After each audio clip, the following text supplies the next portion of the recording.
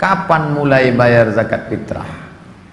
Kepada seluruh masyarakat, silakan membayar zakat fitrah. Padahal 10 hari lagi mau hari raya. Kok cepat betul panitia nih? Iyalah, dia mau hari raya, mau beli baju baru, mau balik kampung. Kapan sebetulnya? Menurut Abu Hanifah, boleh bayar zakat fitrah sebelum masuk Ramadan. Menurut Imam Syafi'i, dibayarkan dari sejak awal Ramadan. Awal Ramadan panitia sudah buka, silakan. Menurut Imam Malik dan Ahmad, 1 hari 2 hari sebelum Idul Fitri. Kalau dipakai Abu Hanifah terlalu lama, sempat habis berasnya dah. Kalau dipakai pula Imam Malik sama terlalu lucu. Mau dekat-dekat genting, panitia sedang sibuk, kapan lagi membayarnya, kapan lagi membaginya, kapan lagi ngaturnya. Maka pendapat yang pertengahan Syafi'i, dari awal atau pertengahan atau 10 hari menjelang. Begitu sudah 2 hari, kami hanya menerima zakat fitrah sampai tanggal 28 titik. 28 malam 29 kami bagi, 29 pagi kami membalik kampung. Selesai. Bismillahirrahmanirrahim. Assalamualaikum warahmatullahi wabarakatuh. Alhamdulillah wassalatu wassalamu ala Rasulillah wa ala alihi wa sahbihi wa man walah wa ba'd. Saudara-saudariku dimanapun Anda berada, ada satu kewajiban yang mengikat bagi setiap insan beriman dalam setiap kesempatan Ramadan yang akan berpindah kepada 1 Syawal. Kewajiban itu disebut dengan zakat fitri, atau juga yang viral dengan sebutan zakat fitrah, yang batas pengeluarannya sebelum ditunaikan sholat sunnah Idul Fitri yang 2 rakaat itu. Zakat fitri seperti disebutkan dalam hadis Nabi SAW yang diviralkan sampai kepada kita melalui sahabat Ibnu Abbas radhiyallahu taala anhuma, ditujukan kepada 2 hal utama.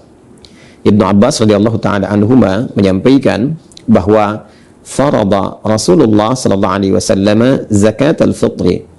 Rasulullah sallallahu alaihi wasallam telah mewajibkan zakat fitri tuhratan lis-shaimi min al-lagwi war-rafathi, sebagai satu tujuan pertamanya, penyuci, pembersih bagi setiap mukmin yang menunaikan ibadah siam Ramadan dari aneka perbuatan yang tidak bermanfaat atau hal-hal kotor yang pernah berlangsung selama ia menunaikan ibadah siam Ramadan itu.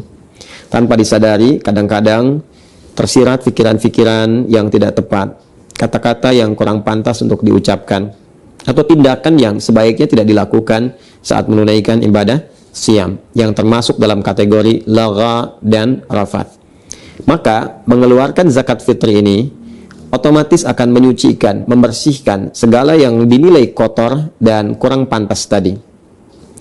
Yang kedua, zakat fitri juga disebutkan di hadis ini tu'matan lil masakin, sebagai support makanan, sebagai support logistik bagi saudara-saudari kita yang tidak mencukupi, yang diistilahkan dengan kalangan masakin atau orang-orang yang masuk kategori miskin, yang kesulitan untuk mendapatkan logistik makanan di hari pada saat semestinya kita sudah tidak berpuasa lagi.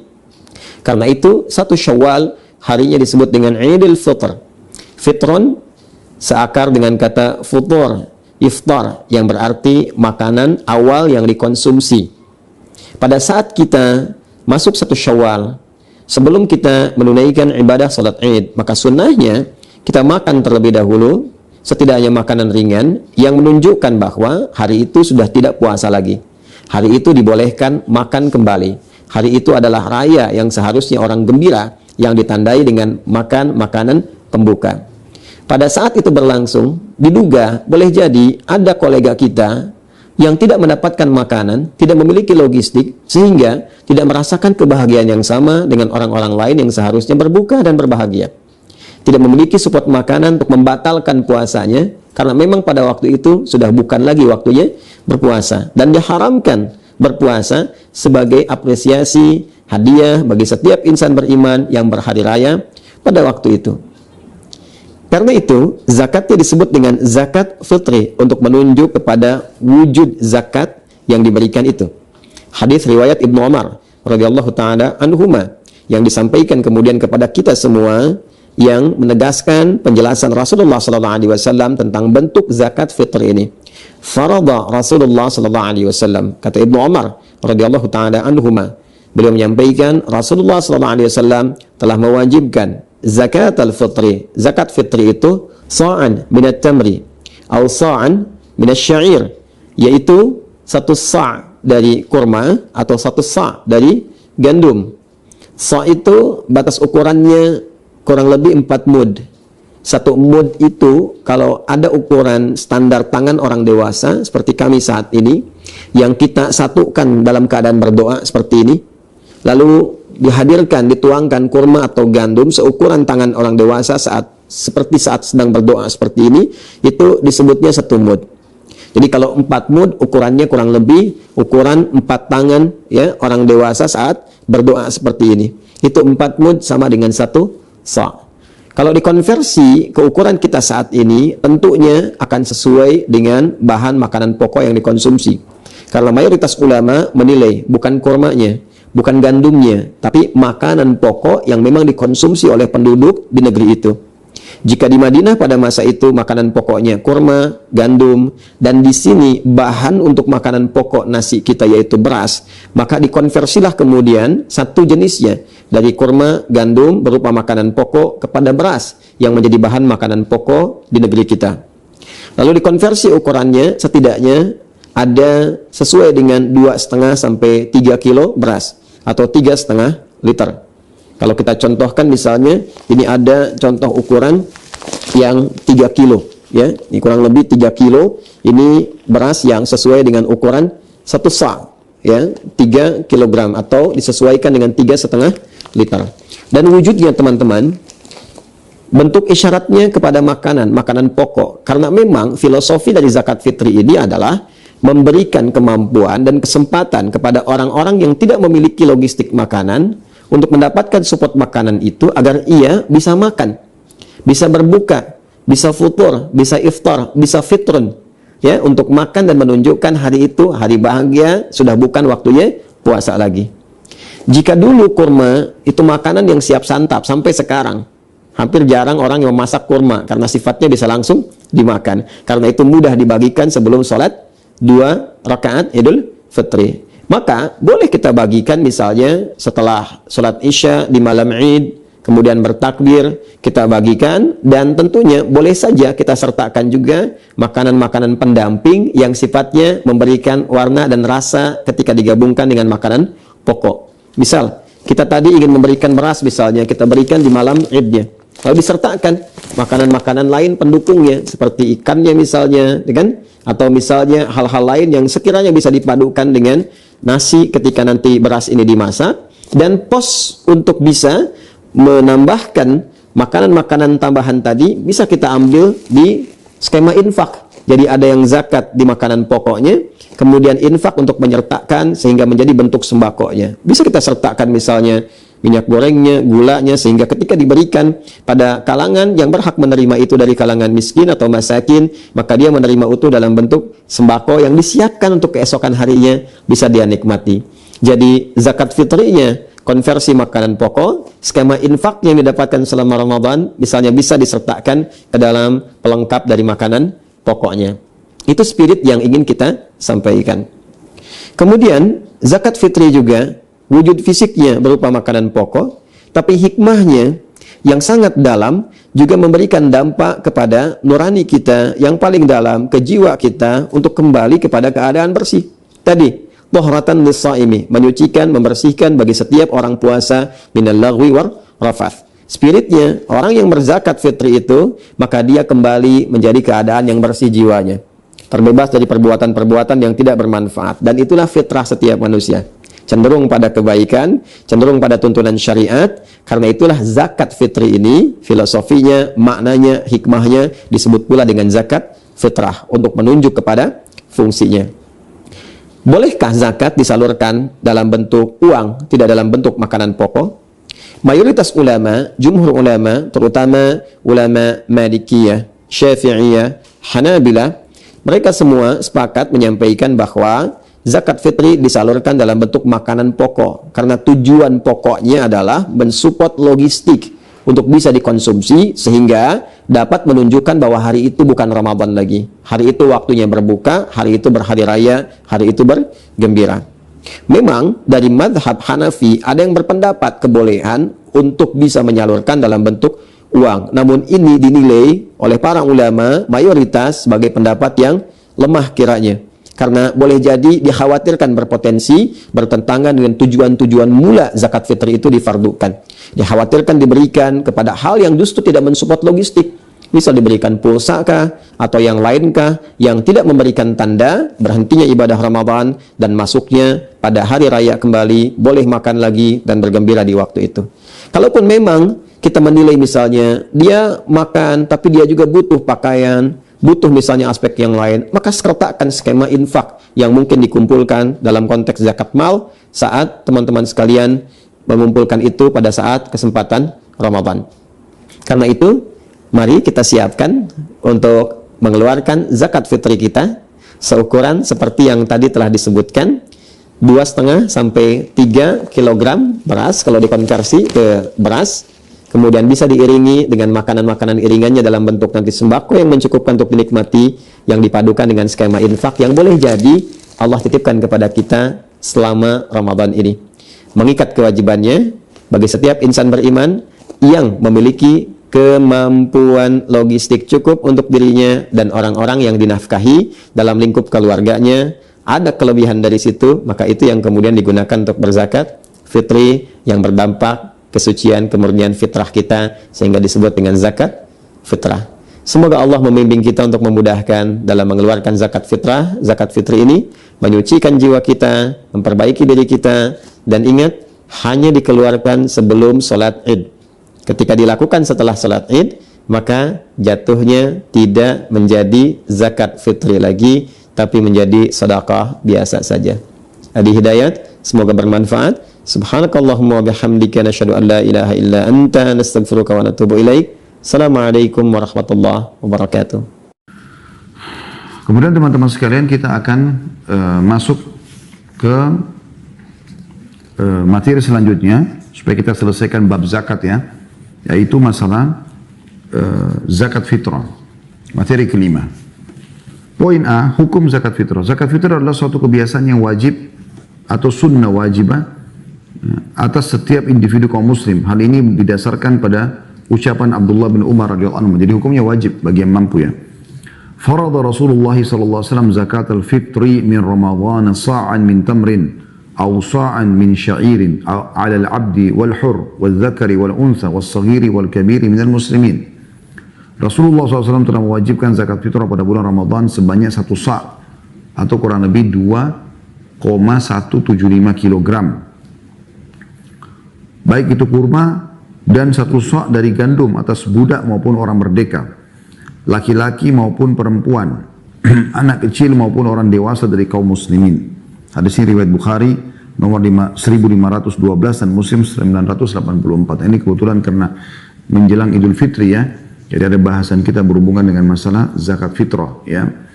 Nah, ini penting untuk diperhatikan dan setiap wilayah kata ulama boleh dengan makanan pokoknya. Kayak kita beras misalnya, kita boleh keluarkan beras. Ya. Kalau yang saya tahu, kalau dikilokan sekitar 2,5 kilo ya, atau 3,5 liter. Ya, itu beras, makanan pokok yang kita keluarkan di zakat fitrah. Itu hukum zakat fitrah, hukumnya wajib. Karena dikatakan Nabi SAW telah mewajibkannya.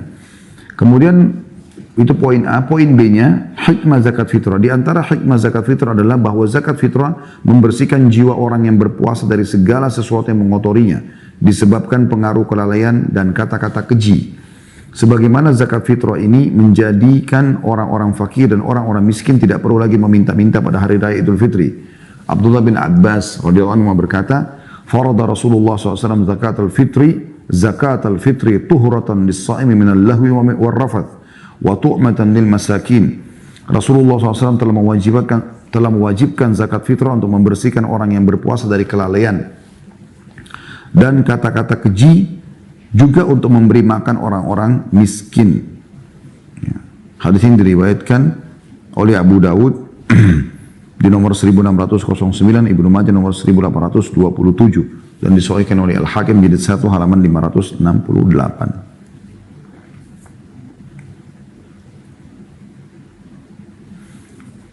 Kemudian juga ada footnote nomor 1071, dikatakan terusan riwayat ini selanjutnya, ada lanjutan sambungannya adalah waman addaha qabla sholati fahiya zakatan maqbula wa man addaha ba'da sholati fahiya sadaqatun minas sadaqat.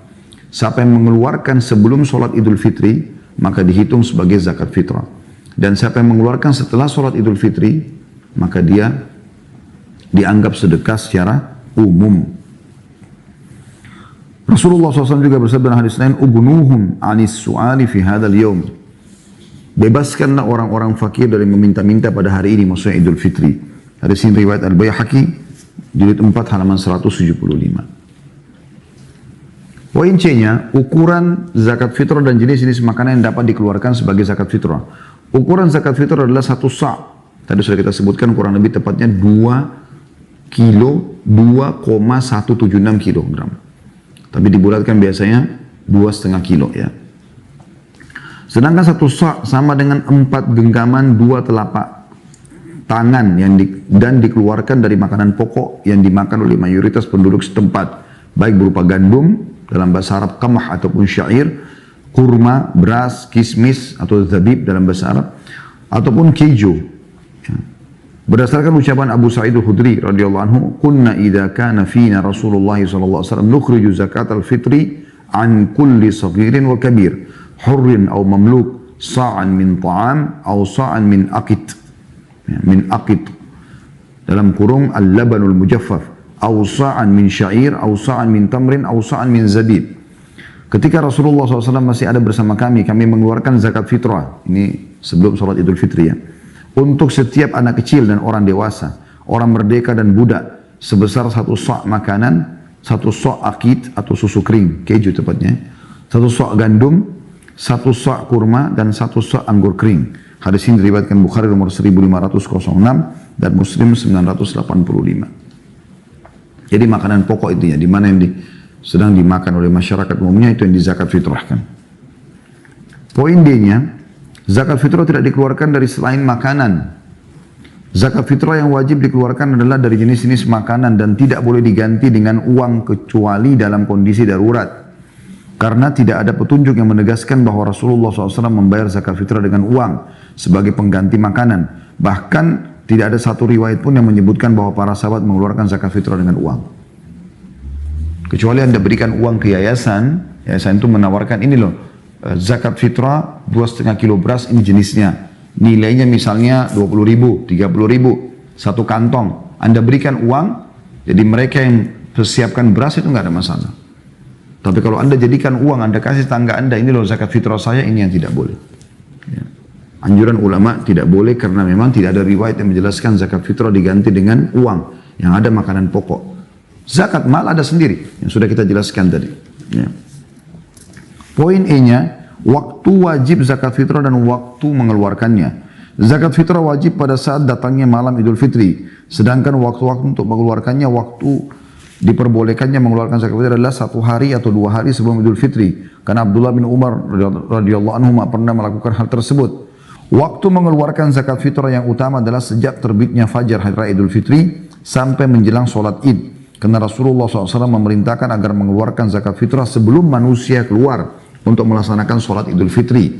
Dan ucapan Abdullah bin Abbas radhiyallahu anhu yang menyebutkan, "Farada Rasulullah SAW zakat al-fitri tuhratan lis-sha'imi minal lahwi war rafath wa tu'matan lil masakin. Man addaha qabla as-salati fa hiya zakatun maqbulah wa man addaha ba'da as-salati fa hiya sadaqatun minas sadaqat."